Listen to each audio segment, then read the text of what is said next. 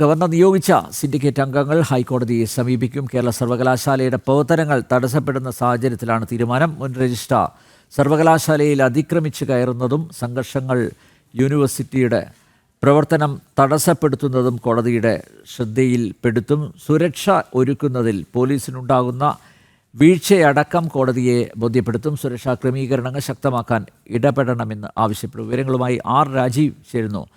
രാജീവ്, ഈ സിൻഡിക്കേറ്റ് അംഗങ്ങൾ, അതായത് ഇടത് സിൻഡിക്കേറ്റ് അംഗങ്ങളല്ലാത്ത 2 പേരാണ് ഇപ്പോൾ ഹൈക്കോടതിയെ സമീപിക്കാൻ ഒരുങ്ങുന്നത്. കഴിഞ്ഞ ദിവസം ഇവ ചാൻസലർക്കും അതുപോലെ വൈസ് ചാൻസലർക്കും ഒരു കത്ത് നൽകിയിരുന്നു. അതിൽ പ്രധാനമായും പറഞ്ഞിരിക്കുന്നത് ഭരണസ്തംഭനം, സർവകലാശാലയിലെ ഭരണസ്തംഭനം. കാരണം അടിക്കടി പ്രശ്നങ്ങൾ ഉണ്ടാകുന്നു. SFI DYFI പ്രവർത്തക സർവകലാശാല ആസ്ഥാനത്ത് അതിക്രമിച്ച് കയറുന്നു. മാത്രമല്ല, സസ്പെൻഷനിലുള്ള രജിസ്ട്രാർ അതിക്രമിച്ച് കയറുന്നു, ഓഫീസിൽ എത്തുന്നു. ഇന്നും ഓഫീസിലെത്തിയിട്ടുണ്ട് KS അനിൽകുമാർ. മാത്രമല്ല, ഈ കേരള പോലീസ് ഇതിന് എല്ലാ ഒത്താശയും ചെയ്തു കൊടുക്കുന്നു എന്നുള്ളതാണ് കഴിഞ്ഞ ദിവസം തന്നെ അറിയാം. അതായത് ഈ ഫയലുകൾ പോലും അവിടെ നിന്ന് മോഷ്ടിച്ചോ എന്ന് പറയാൻ പറ്റാനാവാത്ത ഒരു സാഹചര്യം പോലും നിലനിൽക്കുന്നു. അതുപോലും ഈ 2 സിൻഡിക്കേറ്റ് അംഗങ്ങൾ ഇവർക്ക്, അതായത് ഗവർണർക്കും അതുപോലെ വൈസ് ചാൻസലർക്കും കൊടുത്ത ആ കത്തിൽ കൃത്യമായിട്ട് രേഖപ്പെടുത്തിയിരുന്നു. അതുകൊണ്ട് കേന്ദ്ര സേനയുടെ സാന്നിധ്യം സർവകലാശാല ആസ്ഥാനത്ത് ഉറപ്പുവരുത്തണം എന്നും കത്തിൽ പറഞ്ഞിരുന്നു. ഇപ്പോഴിതാ ഹൈക്കോടതിയെ, ഈ വിഷയങ്ങളൊക്കെ ഉന്നയിച്ചുകൊണ്ട് ഹൈക്കോടതിയെ സമീപിക്കുന്നു. രാജീവ്, മറ്റ് എന്തൊക്കെ ഇടപെടലുകൾ ഉണ്ടാവണം എന്നാണ് ഇവരുടെ നിവേദനത്തിലെ ആവശ്യം? അൽനബിയർ, ഈ മണിക്കൂറിലെ ഏറ്റവും പ്രധാനപ്പെട്ട ഒരു വാർത്തയെന്ന് പറയുന്നത് VC മുൻ രജിസ്ട്രാർ അയച്ച 3 ഫയലുകളിൽ ഒപ്പിട്ടില്ല, ആ ഫയലുകൾ തിരിച്ചയച്ചു എന്നതാണ്. അതായത് കടുത്ത നടപടികളിലേക്ക് VC പോകുന്നു, കേരള സർവകലാശാല VC പോകുന്നു എന്നതാണ് ഈ മണിക്കൂറിലെ ഏറ്റവും പ്രധാനപ്പെട്ട വാർത്ത. ഇതിനൊപ്പം തന്നെ രജിസ്ട്രാറായി നിയമിച്ച മിനി കാപ്പൻ അയച്ച 25 ഫയലുകളിൽ നിലവിലിപ്പോൾ VC ഒപ്പിട്ടിട്ടുണ്ട്. മുൻ രജിസ്ട്രാർ അനിൽകുമാർ അയച്ച 3 ഫയലുകൾ തിരിച്ചയച്ചിരുന്നു. കഴിഞ്ഞ ദിവസമാണ് VCയെ വെല്ലുവിളിച്ചുകൊണ്ട് SFI AISF DYFI പ്രവർത്തകരുടെ അകമ്പടിയോടുകൂടി മുൻ രജിസ്ട്രാർ അനിൽകുമാർ സർവകലാശാലയിലേക്ക് പ്രവേശിച്ചത്. ഒരുപക്ഷെ സർവകലാശാലയുടെ ചരിത്രത്തിൽ ആദ്യമായാണ് ഒരു കലാപ രൂക്ഷമായ ഒരു അന്തരീക്ഷം ഒരുക്കിക്കൊണ്ടായിരുന്നു ഈ ഒരു പ്രവേശനം എന്നതും ഏറ്റവും പ്രധാനപ്പെട്ട ഒരു കാര്യമാണ്.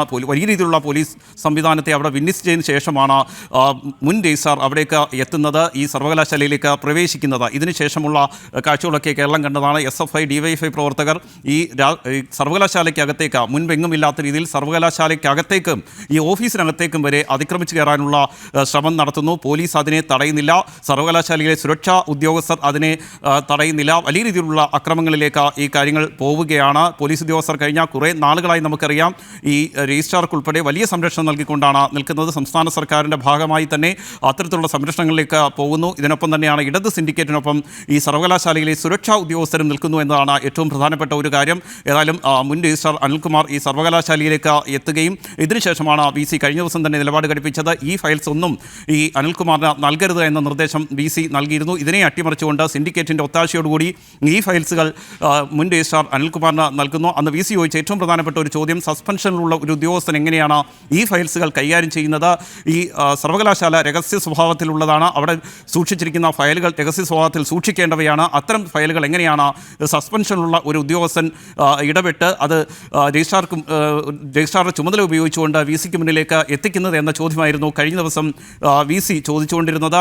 ഏതായാലും ഇന്നും അദ്ദേഹം അവിടേക്ക് എത്തുകയുണ്ടായി. ഇന്നും ഈ പോലീസ് സുരക്ഷയൊക്കെ ഉണ്ടായിരുന്നതുകൊണ്ട് തന്നെ ആ രീതിയിൽ തന്നെയാണ് അദ്ദേഹം അകത്തേക്ക് പ്രവേശിച്ചത്. തൻ്റെ ഓഫീസിലേക്ക് അദ്ദേഹം എത്തുകയും ഈ ഫയലുകൾ ഉൾപ്പെടെ പരിശോധിക്കാനുള്ള ശ്രമം നടത്തുകയും ചെയ്തിട്ടുണ്ട്. ഏതായാലും വലിയ കടുത്ത നടപടികളിലേക്ക് VC നീങ്ങുന്നു എന്നതാണ് ഏറ്റവും പ്രധാനപ്പെട്ട ഒരു കാര്യം. അദ്ദേഹം അയച്ച അനിൽകുമാർ അയച്ച 3 ഫയലുകളിൽ VC ഒപ്പിട്ടില്ല. അതിനൊപ്പം തന്നെ പുതിയ രജിസ്ട്രാർ അയച്ച 25 ഫയലുകളിൽ VC ഒപ്പിടുകയും ചെയ്തു. സസ്പെൻഷനുള്ള ആൾ എങ്ങനെയാണ് ഫയലുകൾ അയക്കുക എന്ന ചോദ്യം തന്നെയാണ് ഇന്നും VC. അതായത് ഈ ഡോക്ടർ KS അനിൽകുമാർ അക്ഷരാർത്ഥത്തിൽ നോക്കുകുത്തിയായിരിക്കുന്നു. ഈ ഫയൽ നീക്കത്തിൻ്റെ നിയന്ത്രണം പൂർണ്ണമായും vice chancellor doctor Mohanan Kunnummal ഏറ്റെടുത്തിട്ടുണ്ട്. രജിസ്ട്രാറുടെ ഫയലുകൾ ഡോക്ടർ മിനി കാപ്പൻ, അതായത് ഇപ്പോഴുള്ള രജിസ്ട്രാർ മിനി കാപ്പൻ കൈകാര്യം ചെയ്യും. സർവകലാശാലയുടെ ഈ ഫയലുകളുടെ പൂർണ്ണ നിയന്ത്രണം മോഹനൻ കുന്നുമ്മൽ ഏറ്റെടുത്തു. രജിസ്ട്രാറുടെ ചുമതല നൽകിയ മിനി കാപ്പന് ഫയൽ ട്രാൻസ്ഫർ ചെയ്യുന്നത് ജീവനക്കാരുടെ ഇടത് സംഘടനാ നേതാക്കൾ വിലക്കിയിരുന്നു. മാത്രമല്ല മറ്റൊരു പ്രധാനപ്പെട്ട കാര്യം, അതായത് സസ്പെൻഷനിൽ ഇരിക്കെ രജിസ്ട്രാർ ഔദ്യോഗിക വാഹനം ഉപയോഗിക്കുന്നു. ഇത് വാഹനത്തിൻ്റെ ചുമതലയുള്ള ഉദ്യോഗസ്ഥൻ VCയെ അറിയിച്ചിട്ടുണ്ട്. ഇന്ന് ഓഫീസിൽ ഹാജരായ അനിൽകുമാർ സിൻഡിക്കേറ്റ് അംഗങ്ങളോടൊപ്പം കാഴ്ചക്കാരനായി ഇരിക്കുന്ന ആ ഒരു ദൃശ്യമാണ് ഇപ്പോൾ അവിടെ നിന്നും റിപ്പോർട്ട് ചെയ്യപ്പെടുന്നത്. മാത്രമല്ല അനിൽകുമാറിൻ്റെ ഫയൽ ലിങ്ക് വൈസ് ചാൻസലർ പിൻവലിച്ചത് തിരിച്ചടിയായിരിക്കുന്നു. രാജീവ് എന്തായാലും പറഞ്ഞതുപോലെ നോക്കുകുത്തിയായി ഇരിക്കുന്നു. പക്ഷേ എങ്കിലും കസേര ഒഴിയാൻ മുൻ രജിസ്ട്രാർ തയ്യാറാകുന്നില്ല. ഇത് അക്ഷരാർത്ഥത്തിൽ പ്രതിസന്ധി ഉണ്ടാക്കുന്നു. ആരാണ് അധികാര കേന്ദ്രം എന്നറിയാൻ പറ്റാത്ത ഒരവസ്ഥ. നമുക്കറിയാം സർവകലാശാല ആസ്ഥാനത്ത് നിരവധി ആളുകളാണ്, വിദ്യാർത്ഥികളടക്കം രക്ഷിതാക്കളടക്കം നിരവധി ആളുകളാണ് പ്രതിദിനം എത്തുന്നത്.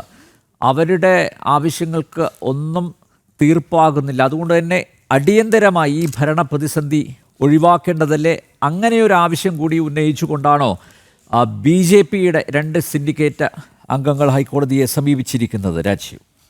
തീർച്ചയായും അല്ലംബിയാർ, അത്തരം അസാധാരണമായൊരു പ്രതിസന്ധി തന്നെയാണ് സർവകലാശാലയിൽ ഉണ്ടായിരിക്കുന്നത് എന്ന കാര്യത്തിൽ സംശയമില്ല. ഞാൻ നേരത്തെ സൂചിപ്പിച്ചതുപോലെ സർവകലാശാലയിലേക്ക് പലതരത്തിലുള്ള പ്രതിഷേധങ്ങൾ ഉണ്ടാവാറുണ്ട്. സർവകലാശാലയ്ക്ക് മുൻപും വിവിധ യുവജന സംഘടനകളുടെ നേതൃത്വത്തിൽ പ്രതിഷേധങ്ങളൊക്കെ ഉണ്ടാകാറുണ്ട്. അതിനെ പോലീസ് നേരിടാറുണ്ട്, അവരെ അറസ്റ്റ് ചെയ്ത് നീക്കാറുണ്ട്. പക്ഷേ ഇവിടെ സംഭവിച്ചത് അങ്ങനെയല്ല. കഴിഞ്ഞ കുറേ ദിവസങ്ങളായി തന്നെ സർവകലാശാലയ്ക്ക് മുൻപിൽ തുടർച്ചയായി പ്രതിഷേധങ്ങൾ ഉണ്ടാകുന്നു. അത് സംഘർഷത്തിലേക്ക് വഴിമാറുന്നു. ഈ പോലീസ് പ്രതിഷേധിക്കുന്നവർക്ക് എല്ലാ സഹായങ്ങളും ചെയ്തു കൊടുക്കുന്നു എന്നതാണ് ഏറ്റവും പ്രധാനപ്പെട്ട ഒരു കാര്യം.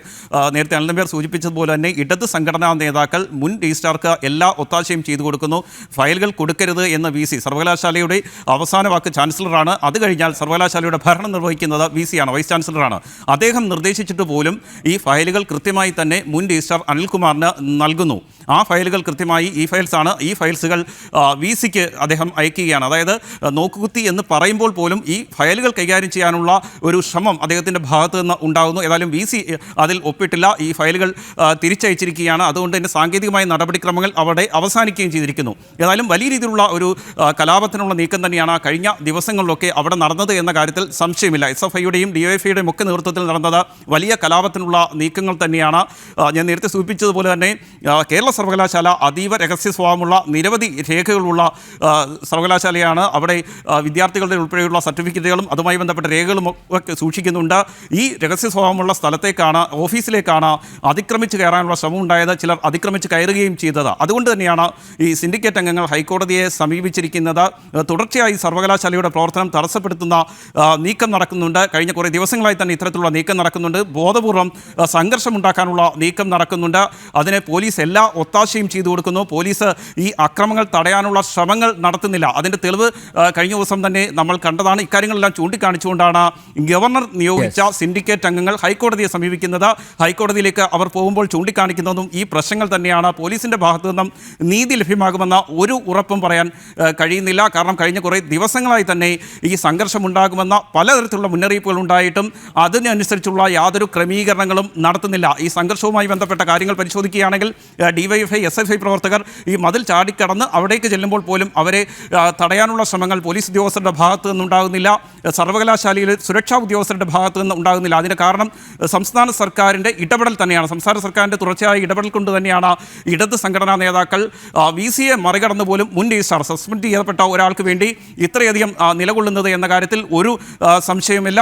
തുടർച്ചയായി ഇനിയും അതുണ്ടാകാനുള്ള സാധ്യതയുണ്ട്. സർവകലാശാലയുടെ പ്രവർത്തനങ്ങൾ തന്നെ തടസ്സപ്പെടാനുള്ള സാധ്യതയുണ്ട്. രഹസ്യ സ്വഭാവമുള്ള ഫയലുകൾ ഇതിനകം നഷ്ടപ്പെട്ടിട്ടുണ്ടാകാം. കൂടുതൽ ഫയലുകൾ നഷ്ടപ്പെടാനുള്ള സാധ്യതയുണ്ട്. ഇതെല്ലാം ചൂണ്ടിക്കാണിച്ചുകൊണ്ടാണ് ഹൈക്കോടതിയിലേക്ക് ഗവർണർ നിയോഗിച്ച സിൻഡിക്കേറ്റ് അംഗങ്ങൾ പോയിരിക്കുന്നത്. കേന്ദ്ര സേനയുടെ സുരക്ഷ ഉൾപ്പെടെ നൽകണമെന്ന ആവശ്യം ഹൈക്കോടതിയിൽ ഇവർ ഉന്നയിച്ചിട്ടുണ്ട്. ഹൈക്കോടതി ഇക്കാര്യത്തിലെടുക്കുന്ന നിലപാട് വളരെ നിർണായകമാകുമെന്ന കാര്യത്തിൽ സംശയമില്ല. പ്രത്യേകിച്ചും ഈ ദൃശ്യങ്ങൾ ഉൾപ്പെടെ പരിശോധിക്കുകയാണെങ്കിൽ ഹൈക്കോടതി വളരെ കർശനമായ നിലപാടിലേക്ക് പോകാനുള്ള സാധ്യത നിലനിൽക്കുന്നുണ്ട്. പ്രത്യേകിച്ചും ചാൻസലർ നിയമിച്ച ഒരു വ്യക്തി, ആ വ്യക്തിക്ക് ഒരു തരത്തിലുള്ള അധികാരവും ഇല്ലാത്ത രീതിയിലുള്ള പ്രവർത്തനങ്ങൾ ഇടത് സിൻഡിക്കേറ്റിൻ്റെ ഭാഗത്തുനിന്നുണ്ടാകുന്നു, ഇടത് സംഘടനാ നേതാക്കളുടെ ഭാഗത്തുനിന്നുണ്ടാകുന്നു. അതിനെല്ലാം കുടപിടിക്കുന്ന സമീപനം സംസ്ഥാന സർക്കാരിൻ്റെ ഭാഗത്തുനിന്നുണ്ടാകുന്നു. സംസ്ഥാന സർക്കാരിൻ്റെ ഭാഗമായി ആരാണോ ഇവിടെ സുരക്ഷ ഒരുക്കേണ്ടത് ആ സുരക്ഷാ സംവിധാനങ്ങളൊക്കെ തന്നെ വി സിയെയും മറികടന്നുകൊണ്ട് സസ്പെൻഡ് ചെയ്യപ്പെട്ട മുൻ രജിസ്ട്രാർക്കൊപ്പം നിൽക്കുന്നു എന്നതാണ് ഏറ്റവും പ്രധാനപ്പെട്ട ഒരു കാര്യം. എന്തായാലും വി സി നിലപാട് ഘടിപ്പിച്ച് തന്നെ മുന്നോട്ട് പോവുകയാണ്. ഈ ഫയലുകൾ തിരിച്ചയച്ചിരിക്കുന്നു. ഒരു തരത്തിലും അംഗീകരിക്കില്ല. സസ്പെൻഷനിലുള്ള ഒരു വ്യക്തി അയച്ച ഫയലുകൾ അയാൾക്ക് അത് കൈകാര്യം ചെയ്യാനുള്ള അധികാരമില്ല എന്ന് തന്നെ ചൂണ്ടിക്കാണിച്ചുകൊണ്ടാണ് വി സി ഇത് തിരിച്ചയച്ചിരിക്കുന്നത്. ഇതിനുശേഷം ഇപ്പോൾ ആരാണോ രജിസ്ട്രാറുടെ ചുമതലയിലുള്ളത് ആ വ്യക്തി അയച്ചിരിക്കുന്ന 25 ഫയലുകളിൽ വി സി ഒപ്പിട്ടിരിക്കുന്നു. തുടർന്നും ആ രീതിയിൽ തന്നെ മുന്നോട്ട് പോകും എന്ന് തന്നെയാണ് വി സി വ്യക്തമാക്കിയിരിക്കുന്നത്. നിയമപരമായ നടപടികൾ ഒരു വശത്ത് നടക്കുമ്പോൾ തന്നെ വൈസ് ചാൻസലർ ഇക്കാര്യത്തിൽ കൃത്യമായ നടപടികളിലേക്ക് പോകുന്നു. ഒരുപക്ഷെ ചാൻസലർ കൂടിയായ ഗവർണർ ഈ വിഷയത്തിൽ സ്വീകരിക്കുന്ന നിലപാട് അതും വരും ദിവസങ്ങളിൽ വളരെ നിർണായകമാകുമെന്ന കാര്യത്തിൽ സംശയമില്ല. അനിൽ നമ്പ്യാർ. യെസ്, കേരള സർവകലാശാല ഭരണ പ്രതിസന്ധിയുടെ പശ്ചാത്തലത്തിൽ BJPയുടെ 2 സിൻഡിക്കേറ്റ് അംഗങ്ങൾ ഹൈക്കോടതിയെ സമീപിക്കുന്നു. സർവകലാശാലയുടെ പ്രവർത്തനങ്ങൾ തടസ്സപ്പെടുത്തുന്നതും അതുപോലെ മുൻ രജിസ്ട്രാർ സസ്പെൻഷനിലുള്ള മുൻ രജിസ്ട്രാർ KS അനിൽകുമാർ സർവകലാശാലയിൽ അതിക്രമിച്ച് കയറുന്നതും സംഘർഷങ്ങൾ യൂണിവേഴ്സിറ്റിയുടെ പ്രവർത്തനം തടസ്സപ്പെടുത്തുന്നതുമൊക്കെ ഹൈക്കോടതിയുടെ ശ്രദ്ധയിൽപ്പെടുത്തും. കഴിഞ്ഞ ദിവസം ഈ 2 സിൻഡിക്കേറ്റ് അംഗങ്ങൾ വൈസ് ചാൻസലർക്കും ചാൻസലർക്കും കത്തയച്ചിരുന്നു. കേന്ദ്ര സേനയുടെ സാന്നിധ്യം ഉറപ്പുവരുത്തണം, കാരണം സുരക്ഷാ വീഴ്ച കഴിഞ്ഞ ദിവസങ്ങളിലുണ്ടായി, ഉറപ്പുവരുത്തണം എന്ന ഒരു നിർദ്ദേശവും ഇവർ മുന്നോട്ട് വയ്ക്കുന്നു. ആർ രാജീവാണ് വിശദമായ വിവരങ്ങൾ നൽകി.